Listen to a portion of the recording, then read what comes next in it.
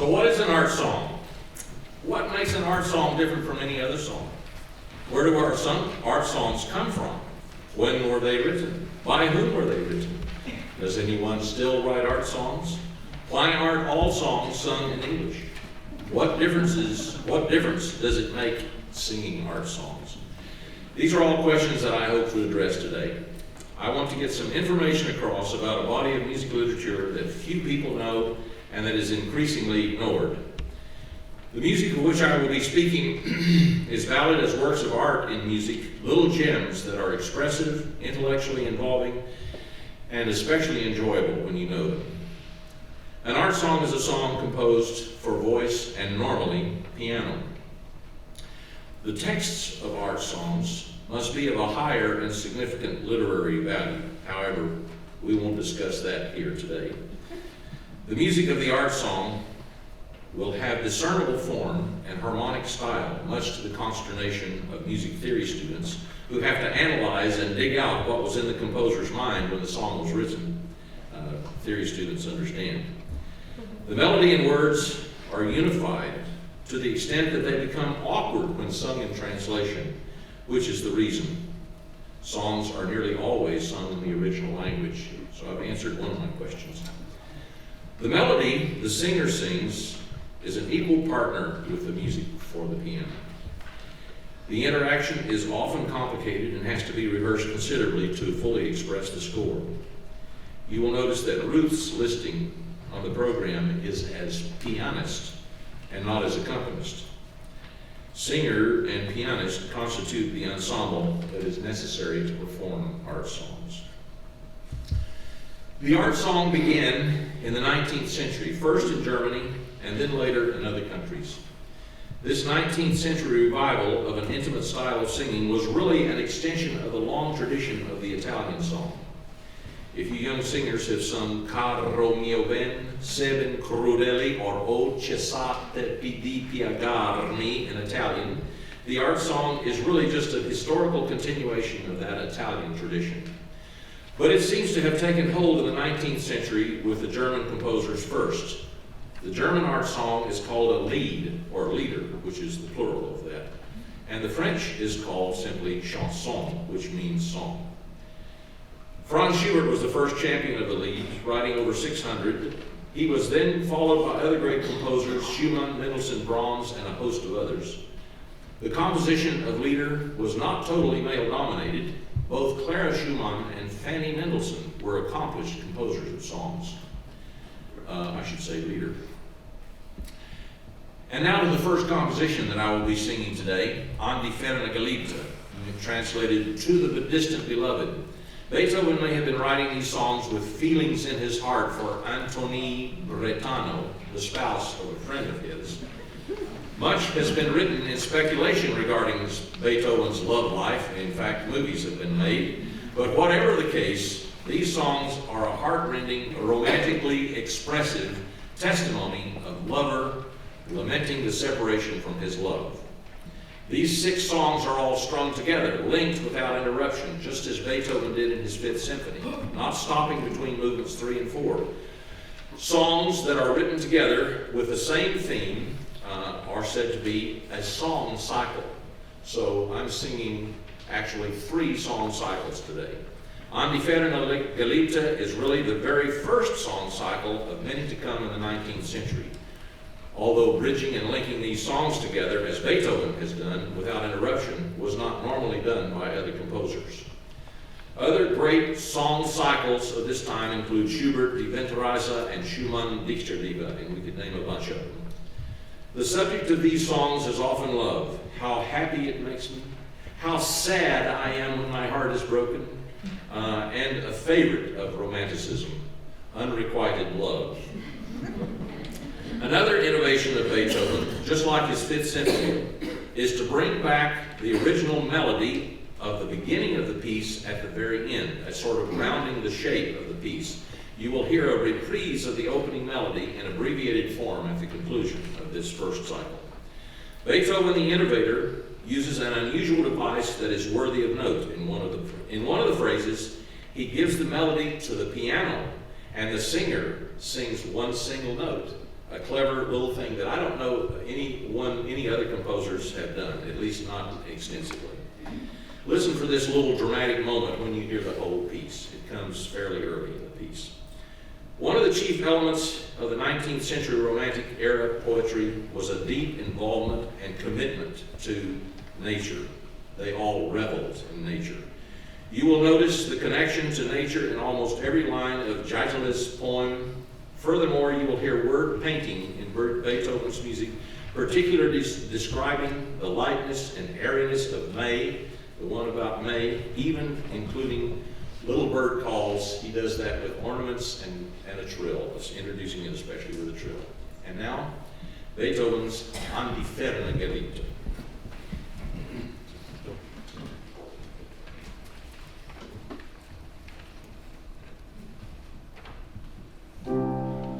Auf dem Hügel sitzt ich spähend in das blaue Nebelland, nach den fernen Driften sehend, wo ich dich, Geliebte, fand.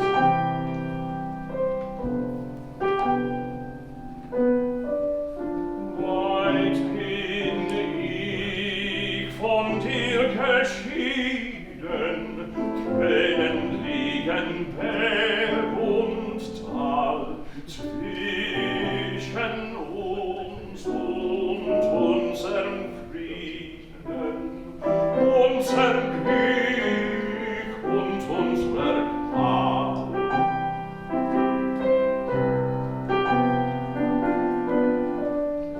Ach, den Blick kannst du nicht sehen, der zu dir so blühen eilt, und die Seufzer sie verwehen in dem Raume, der uns teilt.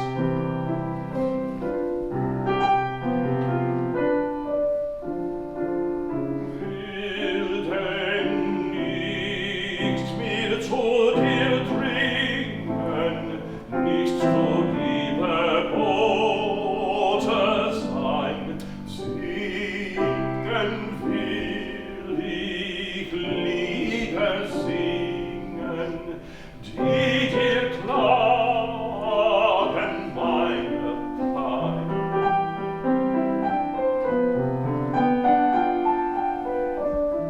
Denn vor Liebesklang entweihet jeder Raum und jede Zeit, und ein Liebenherz erweichet, was ein Liebenherz geweiht.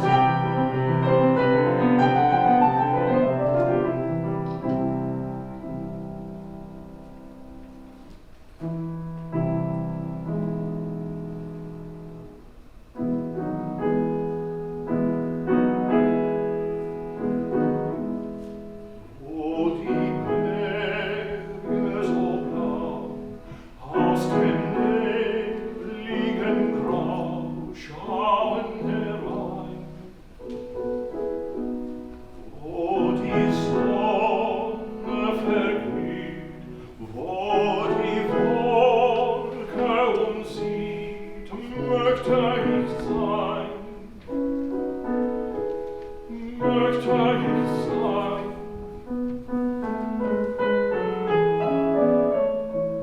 Und im ruhigen Tal schweigen Schmerzen und Qual, wo im Gestein still die Himmel dort sind, weht so leise der Wind, möchte ich sein, möchte ich sein.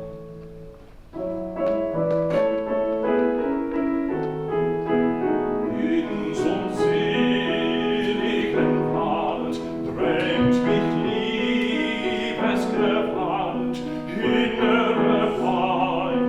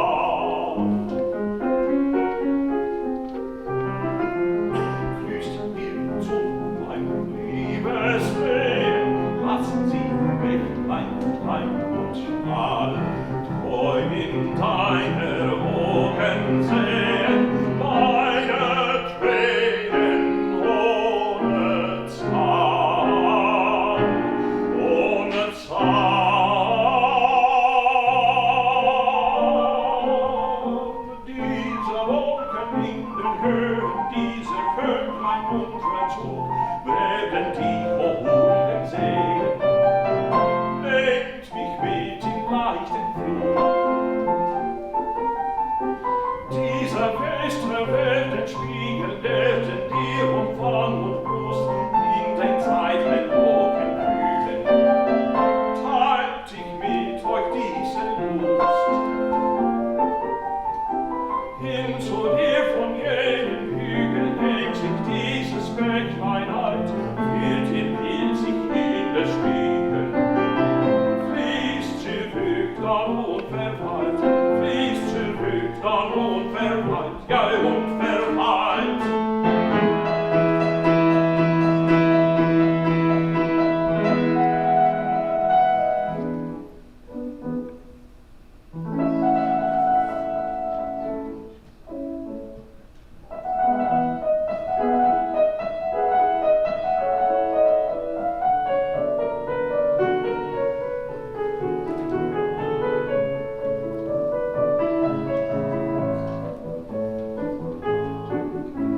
Es kämen der Maien, es blühen die Haar, die Blüte, sie wehen so milde, so lau, geschwellt sich die Birken und Reben.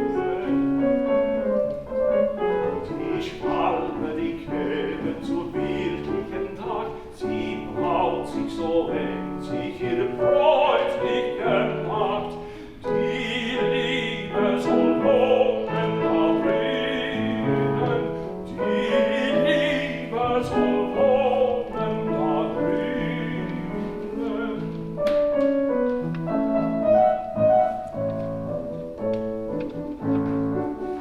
Sie bringt sich geschäftig von kreuz und von quer, man feigeres Stück zu dem Brauen her, man querendes Stück für die Kleine. Nun wohnen die Gatten beisammen so treu, was Winter geschieden, verpasst uns der Mai. Was liebet das Weiße zu einen, was liebet das Weiße zu einen.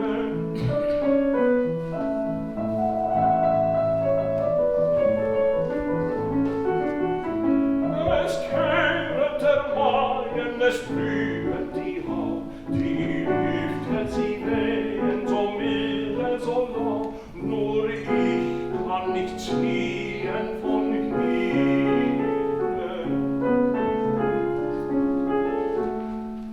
Denn alles, was Liebe der Frühling verleiht, nur unsere Liebe kein Frühling erscheint. Und Tränen sind all ihr Gewinnen, und Tränen sind all ihr Gewinnen.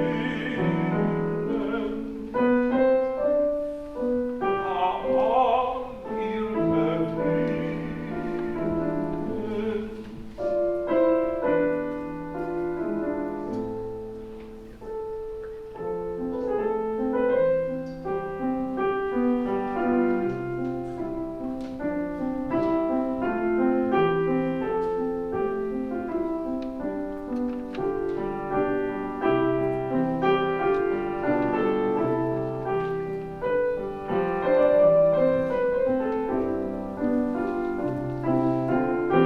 Nimm sie hinten diese Lieder, die ich dir geliebte sang, singe sie dann abends wieder zu der Leute süßem Klang.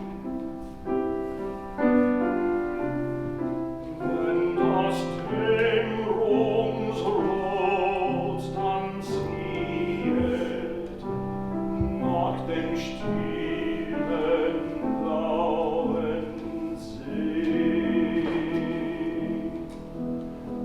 und sein letzter Strafweg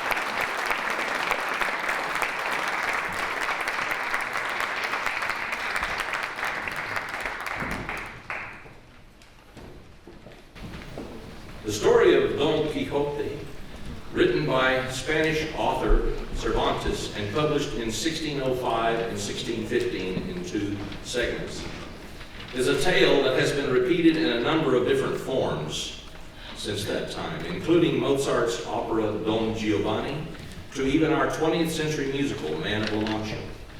It is a story of a nobleman, an unrealistic, almost mad adventurer, the total idealist, who was accompanied in his travels by his sidekick and servant, Sancho Panza, who was the contrasting realist. It was political satire in its day, pointing out the foibles of nobility versus the commoners. This is why Don Giovanni didn't go over very well with the nobility in Vienna. At first, they couldn't fathom the idea that a person of nobility was being made to be ridiculous and then drug off to hell. So it was a little much. All the Quixote versions have always had their comic elements and were generally pretty broad-bodied. These poems, set to music by Ibert, however, are not gaudy. 1 by Ronsard and 3 by Arnaud, express the emotions of the life of Don Quixote, primarily centered around his love for his idol, Dulcinea. And of course, from the story, we know that Dulcinea was indeed a prostitute. Nevertheless, he held her in highest esteem and defended her honor and vowed his allegiance to her. The origin of these Don Quixote songs by Ibert is unusual. In the early 1930s, a filmmaker named Pabst was making a movie of the Cervantes classic story. He submitted commissions to write music for the movie to several composers, including the famous Maurice Ravel and the lesser-known Jacques Ibert. Ravel was late in submitting his composition. Pay attention to this, students. And his music was thus not chosen for the movie. The Ravel songs are also very nice and interesting, but the music of Ibert won out. The ones that I'm singing today are the ones that won the contest and incorporated into the movie. It is said that Ibert was very embarrassed to have his music chosen over that of the great Ravel. And anyway, by the way, you can see a clip of the original movie if you go to YouTube. It's incredible what's on YouTube, and see the famous Basso Shalyapin for whom the songs were written in the movie. And you can Google that and go to YouTube and see the actual movie of Shalyapin singing those songs. Very interesting. These songs have a decidedly Spanish flavor with the arpeggiated chords and flowing melismas. And since these songs are not joined together, there is a little space after each one. For the sake of the performer, please withhold your applause until after the fourth. I was known when I taught here as the applause Gestapo, so I couldn't resist saying this today. But anyway, and why? Because together the performer and audience form a small dramatic alliance of which you are a part, and it is better uninterrupted. Besides, that's the way it happens in the big city. And when you go to New York to an art song or leader recital, please observe that too, so not to embarrass yourself. Sorry for that. Okay, and now the Jacques Ibert chanson de Don Quixote.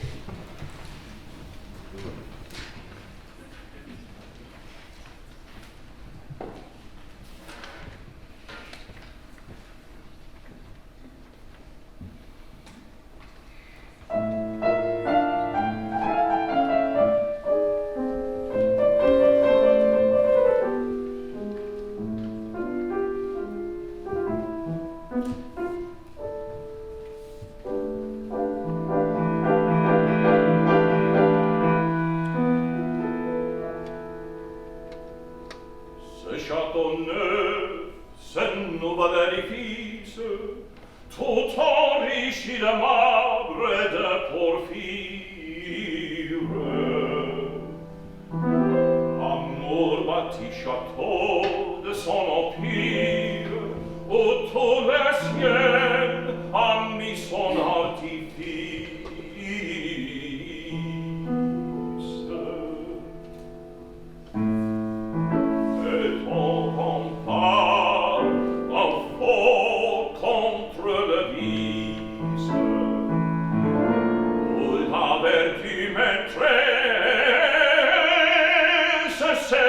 respire, qu'un œil regarde, qu'un esprit admire, forçant le cœur à lui faire service.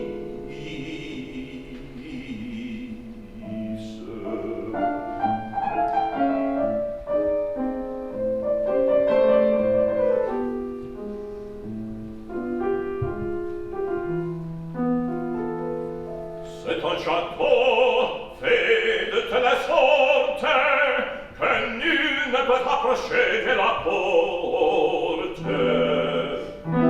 Si des grands rois il n'a sauvé sa race,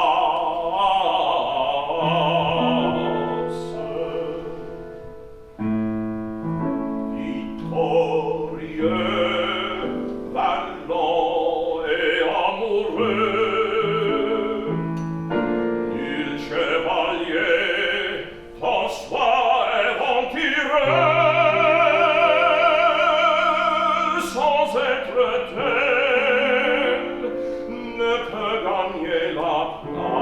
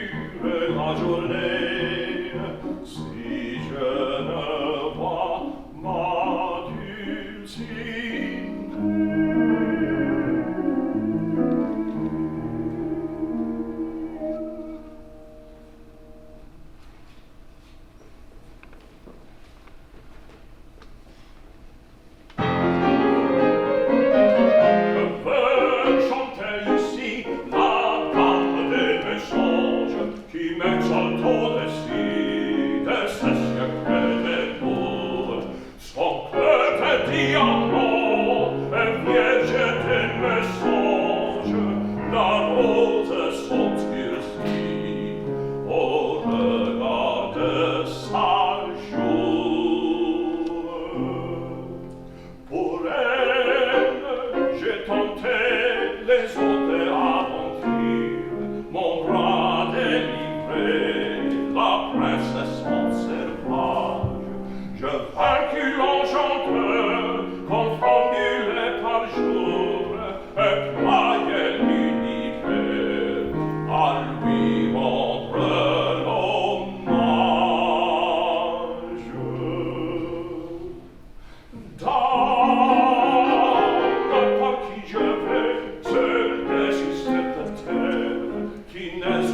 prisonnier de la fausse apparence. Je soutiens contre vous, chevalier téméraire, votre canon pareil et votre précédence.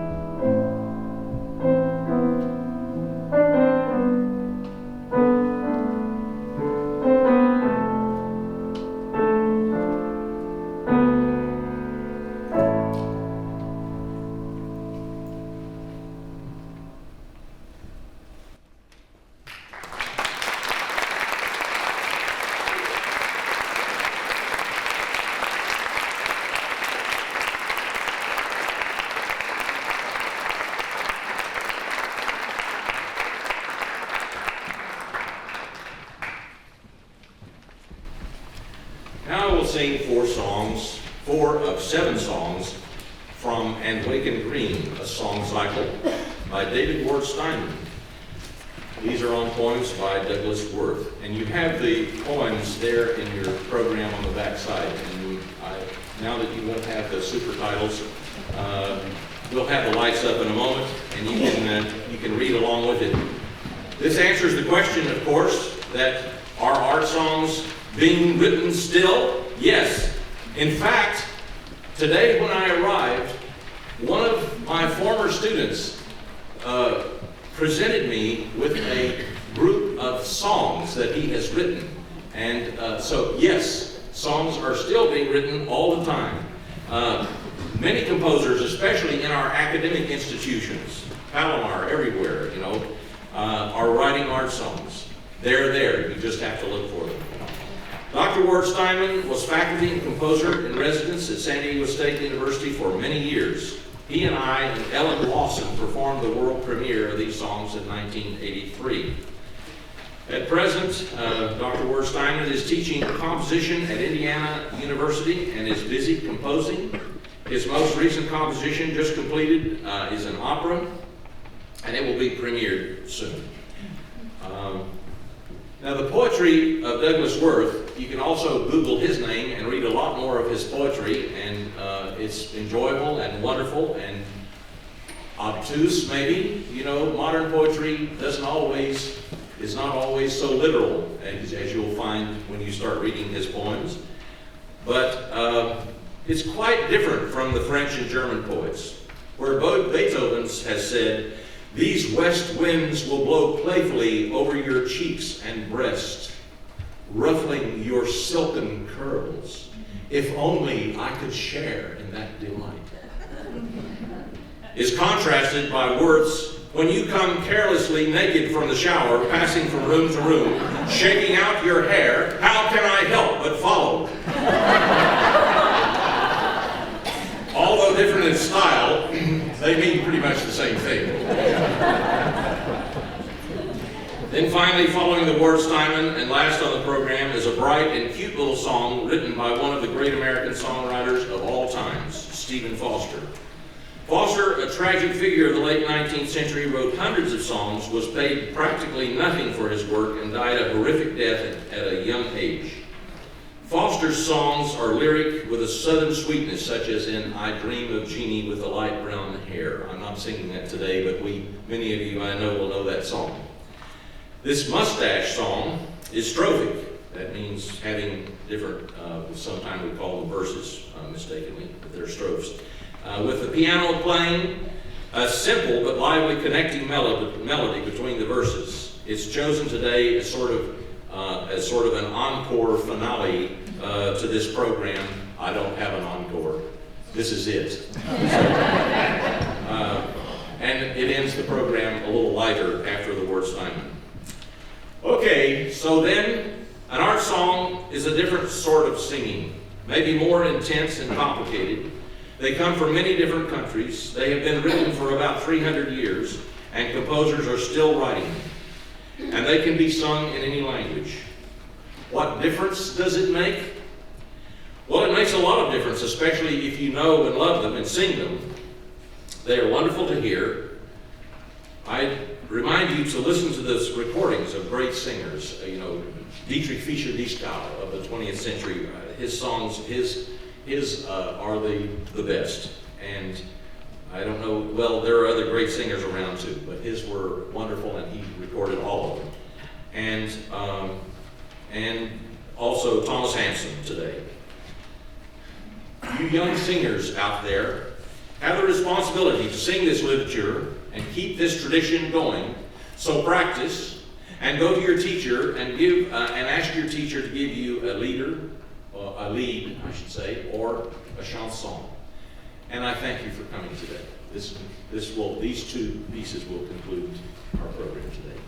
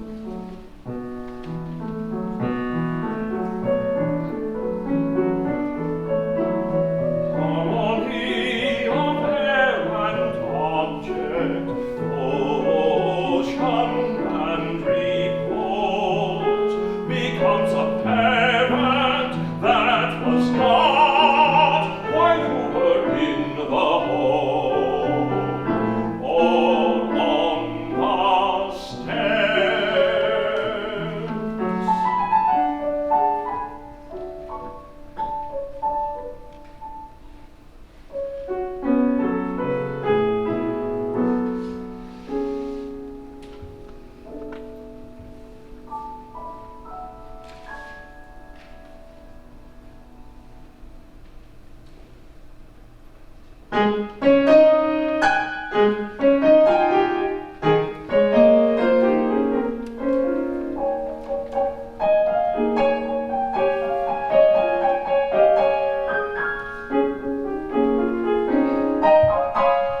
you come carelessly, naked from the shower, passing from room to room, shaking out your hair,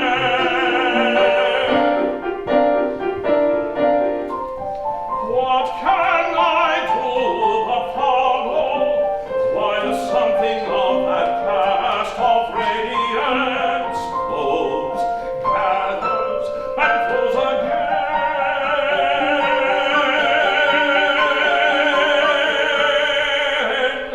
down the blank page.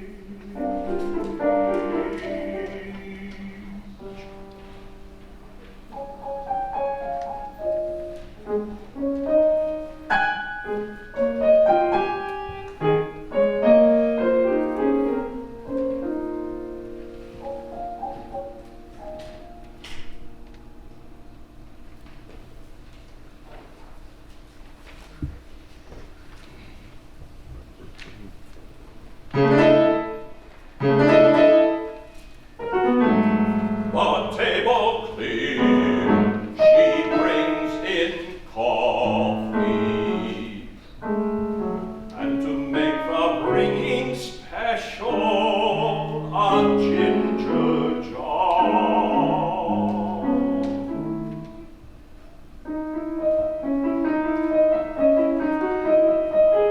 Empty, even a fragrance, it holds up under the lamp a childlike pattern of blue and red flowers, which we enjoy, imagining not a meadow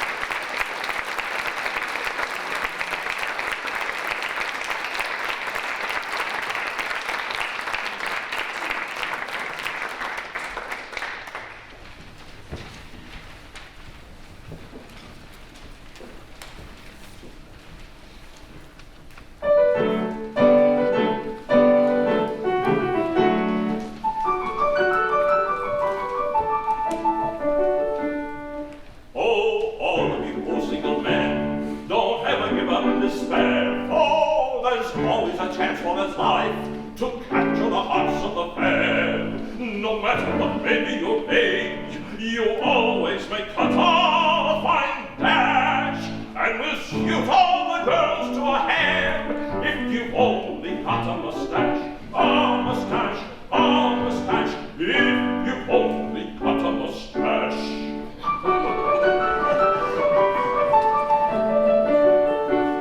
Your head may be thick as a rock, or empty as any football. Oh, your eyes may be green as the grass, your heart's just as hard as the wall. Yet take the advice that I give, you'll soon gain affection and cash, and will be all the rage with the girls if you've only got a mustache, a mustache, a mustache, if you've only got a mustache.